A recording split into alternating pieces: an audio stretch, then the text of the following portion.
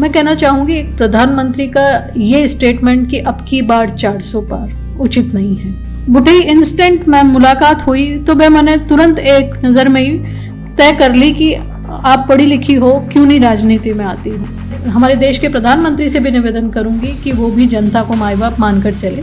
घमंड तो कभी भी किसी का नहीं चलता। प्रदेश में कहीं पर भी बच्चों के अधिकारों का हनन होते हुए देखती हूँ तो तुरंत वहाँ पहुँचती हूँ। कई बार जो चीज़ दिखती है वो होती नहीं है। पढ़े लिखों को राजनीति में आगे आना चाहिए। कांग्रेस ने हमेशा जनता को आगे रखा है, जनता को माई बाप माना है हम लोगों ने। अब नीट जेईई में सिलेक्शन की चिंता खत्म, क्योंकि सीकर में आ गया है फिजिक्स वाला का ऑफलाइन सेंटर। आज ही विजिट करें और पाएं 30% का डिस्काउंट सभी कोर्स पर।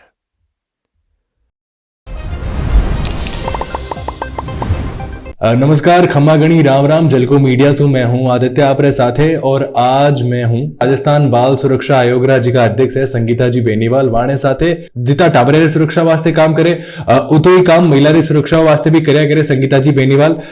तो चलो मैं सवालों का सिलसिला शुरू करूं। उनसे पहले एक छोटो सो परिचय आपको जाननी चाहूला मैं। नमस्कार, मैं संगीता बेनीवाल और अभी हाल ही में राजस्थान बाल आयोग की अध्यक्ष हूँ। 4 सालों से इस पदभार को मैं संभाल रही हूँ और प्रदेश में कहीं पर भी बच्चों के अधिकारों का हनन होते हुए देखती हूँ तो तुरंत वहाँ पहुँचती हूँ या प्रसंज्ञान लेकर तुरंत कार्यवाही हेतु आवश्यक अधिकारियों को दिशा निर्देश देती आई हूँ। 20 सालों से राजनीतिक सफर है मेरा। 2004 में मैंने पहला पार्षद का चुनाव लड़ा, फिर लगातार 2 बार पार्षद रहकर जिला अध्यक्ष की जिम्मेदारी निभाई और अभी लगातार सेकंड टर्म मुझे राजस्थान बाल आयोग का मेरे कार्य को देखते हुए आदरणीय मुख्यमंत्री अशोक गहलोत जी ने दिया।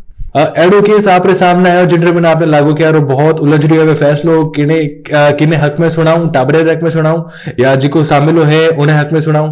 रोज ही कई इस तरह के मामले आते हैं जब एक दुविधा सी बन जाती है कि किसके पक्ष में निर्णय लिया जाए और क्या किया जाए।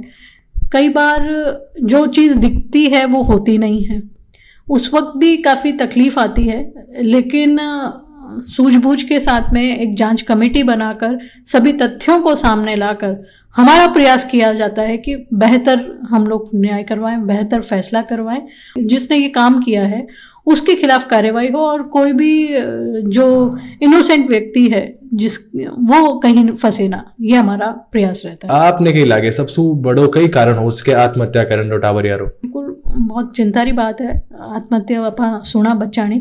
तो मैं जो सोचूं, जो मेरी समझ है उस हिसाब से अभिभावक और बच्चों के बीच की जो दूरी और माता पिता का दबाव। कोटा में कोचिंग क्लासेस है और बुढ़े काफ़ी सारा केस अपने सामने निकलना आवे तो हर वीकली जो एग्जाम होवे, जो टेस्ट होवे, वे में बच्चानी कभी अच्छी परफॉर्मेंस होवे कभी डाउन भी होवे।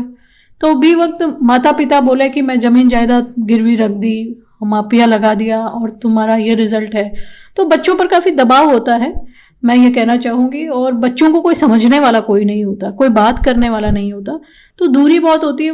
मैं जठे गठे भी जाऊँ, चाहे गांव में जाऊँ, चाहे ढाणी में जाऊँ, चाहे कोई जिला में जाऊँ, अभिभावकों बात करूँ और कहूँ कि बच्चा हूँ पूरी खुल बात करो कि आज आप स्कूल गया हो, कहीं करियो पूरे दिन स्कूल में किरे पास बैठिया, कहीं पढ़ाई करी, ताकि एक दूरी जो अभिभावक और बच्चों के बीच की है वो कहीं ना कहीं कम हो। राजस्थान में रेप रा मामला, अत्याचार रा मामला ज्यादा हो रही है, आपने कहीं लगे कि मुख्य कारण कई हो उसके? मैं कहना चाहूँगी सामाजिक चेतना री कहीं ना कहीं कमी है और सबसे बड़ी दिक्कत है इंटरनेट जो आया है उसमें कई ऐसे वीडियोस जो आते हैं, अवांछित वीडियो हम कह सकते हैं, उन पर रोक लगनी चाहिए कहीं ना कहीं भारत सरकार के द्वारा। क्योंकि व्यक्ति जब पूरे दिन उसके हाथ में मोबाइल होगा, फ्री समय में वो उसको देखेगा तो कहीं ना कहीं प्रैक्टिकल करने का प्रयास करता है। जो मैंने अध्ययन किया है, जो मैंने रिसर्च किया है लगभग 4 सालों से, यही पाया है कि इसका अधिक कारण इंटरनेट का जो दुरुपयोग है वो है। इस तरह के जो मुजरिम हैं उनको तुरंत सजा कई बार माननीय न्यायालय द्वारा की भी गई है, परंतु कोई ऐसा फैसला तुरंत प्रभाव से होना चाहिए जो एक नज़ीर बन के पेश हो, एक उदाहरण बनकर पेश हो कि मन चले जो हैं वो इस तरह का करने से पहले 10 बार सोचें या डरें। स्टेट मिनिस्टर भी हो तो सबसे पहले आप बताओ कि राजनीति में आवंडरो सफर जी को आपने तय करना हो उननो कई कारण हो कि नहीं राजनीति में आनो है, पार्षद चुनाव लड़ना है, पचे आगे जार और सफर तय करना है, उनके बारे में बताओ आप। मारो जो विचार है, मेरे ससुर जी मारा जज हा और मैं विवाह उपरांत जब आई, विवाह के एक आधा साल बाद ही जब मारो वो वार्ड है भगतरी कोठी, वो लेडीज हो गयो, ओबीसी लेडीज। तो अब मुख्यमंत्री आदरणीय अशोक गहलोत जी जब बाटे कोई डेथ हुई बैठने आया, तब मारे ही ससुर जी पूछी कि कोई अच्छी महिला बताओ, ये बताओ। और बुढ़े इंस्टेंट में मुलाकात हुई तो वह मैंने तुरंत एक नज़र में ही तय कर ली कि आप पढ़ी लिखी हो, क्यों नहीं राजनीति में आती हो। तो मुख्यमंत्री जी मैंने स्वयं प्रेरित कर राजनीति में लाया। मेरी कोई रुचि नहीं थी तब, मैं चुनाव लड़ा, मैं चुनाव जीती। फिर मैंने तय किया कि आज जो मेरी पढ़ाई लिखाई है वो काम आ रही है। नगर निगम में जब मैं पार्षद के रूप में पहुंची तो आधे ज़्यादा जो महिला पार्षद है, मेरा पति जो है वह पार्षद पति रूप में काम करता। मीटिंगा में मैं देखती तब भी वह कई बार बैठा रहता। तो उस भी वक्त पढ़ी लिखी होने का जो फायदा मुझको मिला, मैंने देखा कि सरकार की योजनाओं का लाभ मैं लोगों तक पहुंचा पा रही हूँ, विकास कार्य मैं कर पा रही हूँ, मुझे खुशी होने लगी। एक आत्मसंतुष्टि जिन्हें कहवा आपा कि कोई कैंसर पीड़ित व्यक्ति ने मैं बीपीएल या मुख्यमंत्री सहायता कोष दिलाइन इलाज करवायो, कोई मकान बनवायो, तो इस तरह का कई सारा कल्याणकारी काम मेरा हाथों द्वारा हुई हो। तो एक आत्मसंतुष्टि जो हुई, बिना देखते हुए मैं दोबारा चुनाव लड़ी, दोबारा पार्षद बनी। 10 साल तक मैंने मेरे वार्ड को आदर्श वार्ड बनाते हुए सेवा करी। उसके बाद मुझे लगा कि पढ़े लिखे होने के बाद अगर हम राजनीति पे कहीं ना कहीं किसी प्लेटफॉर्म पे रहें तो और अधिक अच्छी तरीके से सेवा कर सकते हैं। तो सेवा के रूप में, जन कल्याणकारी योजनाओं को लोगों तक पहुंचाने के रूप में मैंने सोचा कि युवाओं को, पढ़े लिखों को राजनीति में आगे आना चाहिए, जिससे हम देश का और अच्छा विकास करवा सके। माँ भी हो, एक पत्नी भी हो, पत्नी एक माँ ने घर भी चलाना पड़े, ससुराल भी चलाना पड़े, या कुदरे पिहर भी चिंता करनी पड़े, पचा आप राजनीति रो सफर भी आपने तय करनो, और एक सबसे बड़ी जिम्मेदारी है आपके नाम एक चेयरमैन भी हो। तो कितना मुश्किल हुए वो सारो काम की कर मैनेज हुए पचे? बहुत बढ़िया सवाल है आप रो। न्याय करना अपने सभी किरदारों पर बहुत मुश्किल रहे कि आप सबने कैसे सेटल करो, सब खुश रहो। परंतु जो 20 साल रो सफ़र है हमारा राजनीति रो, मैं कहनी चाहूँ कि परिवार का अगर सपोर्ट हो आपके पास तो आप सभी चीज़ों के ऊपर खरे उतर सकते हो। परिवार का विश्वास, परिवार का सपोर्ट, उसमें हम अपना समय बच्चों के लिए भी निकाल सके, परिवार के लिए भी निकाल सके। और अगर कभी हम समय ना दे पाए परिवार को, घर को, और हम कार्यकर्ता या समाज के पास समय दें, तो वो भी वो समझते हैं। उन्होंने हमेशा हौसला बढ़ाया, तभी कहीं जाकर ये सफ़र आसान हो पाया। मैं कहूँगी मेरे बच्चे, जो कि मैं राजनीति में थी तभी वो लोगों का जन्म हुआ और वो तभी बड़े हुए, और अब बाल आयोग अध्यक्ष के नाते जब मेरे को लगा कि मैं जब प्रदेश भर के बच्चों की माँ बन गई हूँ, तो मैंने कहीं ना कहीं मेरे बच्चों के साथ अन्याय ना हो, उनको भी हॉस्टल में डाला, ताकि मैं उनको जो समय नहीं दे पा रही वो गलत लाइन में ना चले जाए, ताकि वो वहाँ का सर्वांगीण विकास मेरे बच्चों का भी हो सके, और मैं जो मुझे जिम्मेदारी मिली है, जो मुझे दायित्व मिला है, उसका भी मैं पूरी तरह से निर्वहन कर सकूं। ये सब करते हुए मैंने अपनी जिम्मेदारी को बखूबी निभाया। अब लोकसभा चुनाव है, और लोकसभा चुनाव में जी का माननीय प्रधानमंत्री जी है वे आ दावेदारी करेगी इन बार 400 पार। कई लागे आपने कि जी की प्रधानमंत्री जी बात कही है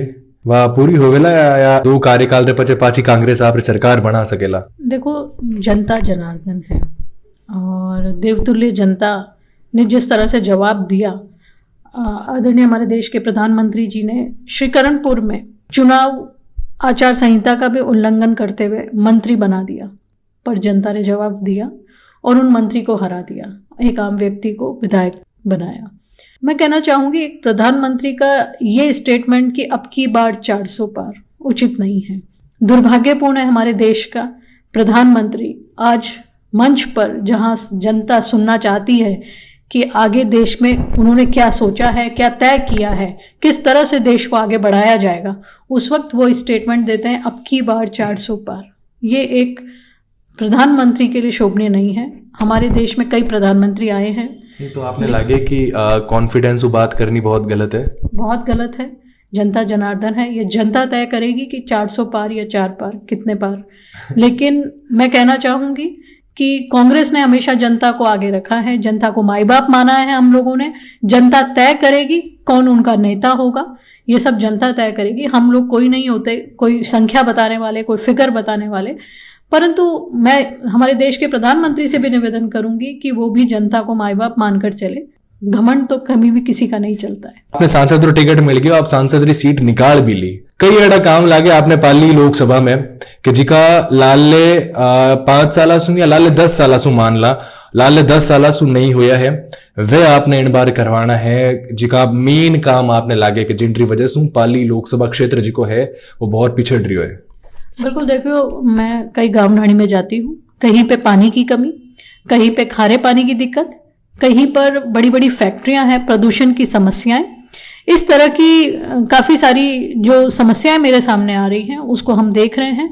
हर जिले का, हर विधानसभा का अलग अलग विकास कार्य है, अलग अलग समस्याएं हैं, तो उसको लेकर के हम लोग चलेंगे और वहाँ के जो स्थानीय लोग कहेंगे उन सबको ध्यान में रखते हुए जो 10 सालों में कार्य नहीं हुए वो हम करवाएं। देखो अबे तो जी की छोरी अगर अपने घर में होवे तो अबे तो लक्ष्मी मानो और आगे बढ़ाने वास्ते प्रोत्साहित करे, लेकिन कुछ लोग ऐसा भी होवे कि जी का अगर छोरी होएगी तो बारे कटी छोड़ रहे जाए परा या कटी फेंक रहे जाए परा या अस्पताल में ही होएगी तो खुद निकल जाई और छोरी वठी रह जाई। तो अगर एड़ा लोग पकड़ी जड़ में आ जावे तो वाणे की सजा होवे और जी की छोरियां हैं वे अपने मिलेगी तो पचे वाणो छोरे रो आगे कई होया करे, टाबरे रो आगे कई होया करे। बिल्कुल, कई इस तरह का मामला हमारे सामने आया कि बच्चा झाड़िया में मिल गया, कई बार बच्चा ने कटे अस्पताल में छोड़ गया अपना, कई बार बच्चा डस्टबिन में भी मिल गया। बहुत तकलीफ दे था। तुरंत प्रभाव से बाल आयोग ने चाइल्ड हेल्पलाइन की मदद से पुलिस के द्वारा जब हमें हैंडओवर उस बच्चों को किया गया तो हमने बच्चों को शिशु गृह में रखा, बच्चों के माँ बाप बनकर वहाँ पर उनको बड़ा किया, स्कूलों में डलवाया। आज कई ऐसी बच्चियाँ जिनको मैं भी व्यक्तिगत जानती हूँ, वो बच्चियाँ आज हमारे शिशु गृह में अपनी शिक्षा प्राप्त कर रही हैं और बहुत खुश हैं।